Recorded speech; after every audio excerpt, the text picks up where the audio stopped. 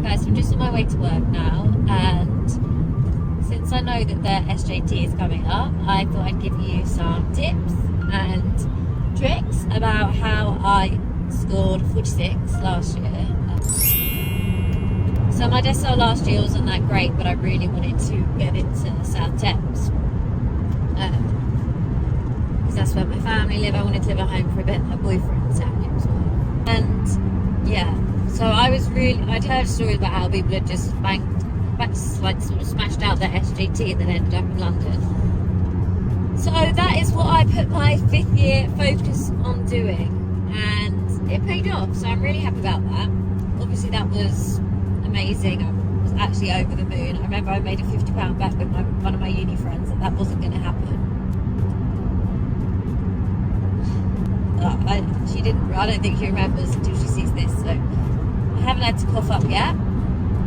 And anyway, I did start quite a few months before, but then I just, literally about 10 months before, I did about a few weeks, and then I completely stopped until a few months before.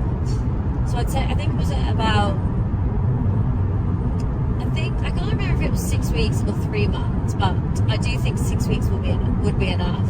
So I did 1 course and 3 books. So the course was this one, and so it's the e-medical one. It was quite expensive. It was literally about £100, which I know a lot of people can't afford, obviously. So I wouldn't say it's necessary to do a course, but I'm just telling you that was the course that I did in case you wanted to do it, and I'm going to show you the books that I did as well. So every day I would aim to do about an hour. So I was obviously revising for your finals as well at that point. So I'd aim to do an hour, not that that was always possible. So this book here, I did first, and I did all the questions in it. This is the book I would recommend doing first. I think it's slightly easier than the other book that I did, but still good. So I do that book, and then this other book as well was slightly more difficult, but I did all of it, so definitely worth doing that as well.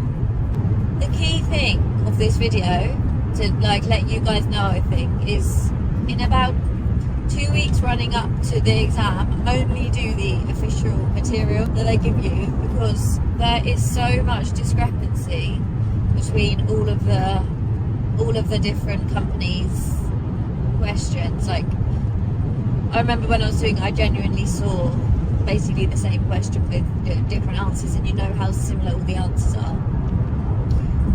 It's just so stupid, really. But in the 2 weeks leading up, only do the official stuff.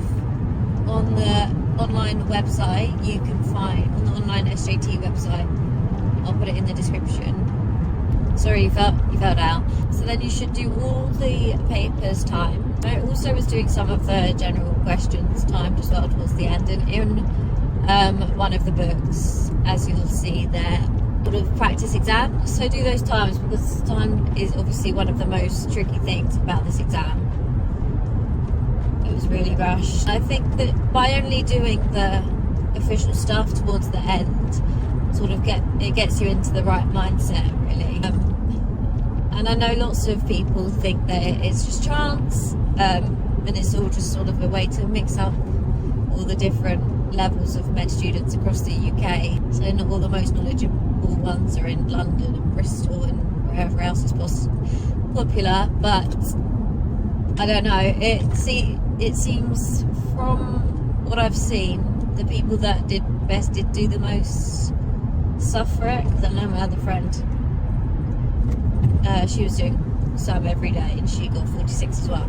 And I also think going into an exam really stressed is you're never going to perform your best. So just find a deanery that you don't mind going to, which has a low score, and just get yourself into the mental acceptance of that. So I have friends at York University, and I just think it's absolutely and I've just realised how lovely I think York is as a city. So I had just persuaded my boyfriend to say he'd come up there with me, and accepted that that was where I was going to go, and then it just takes so much of the pressure off. It's only 2 years. It's under half of the time that you're at uni for. It's really not as scary as we make out. And also, since I've started my F1 job, like, I've realised that if you live in a sort of hospital accommodation that they provide, it's basically like uni again. You just make so many friends.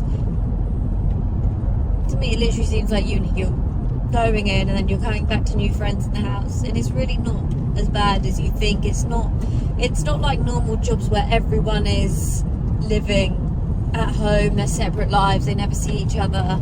If you live in the accommodation, which is what I've found, you just make so many friends, and it's basically uni again, and then you have friends for life. So it's really not as scary as you think. It's not the standard office job where you go in, you have a few chats at work and you leave.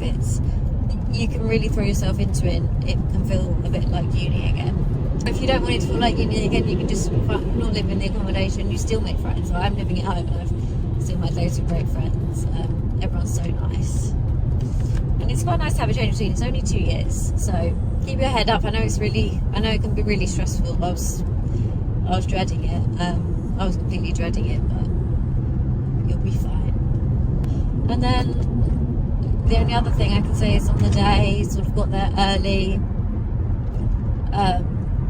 Make sure you don't forget anything. I think you need your ID and stuff.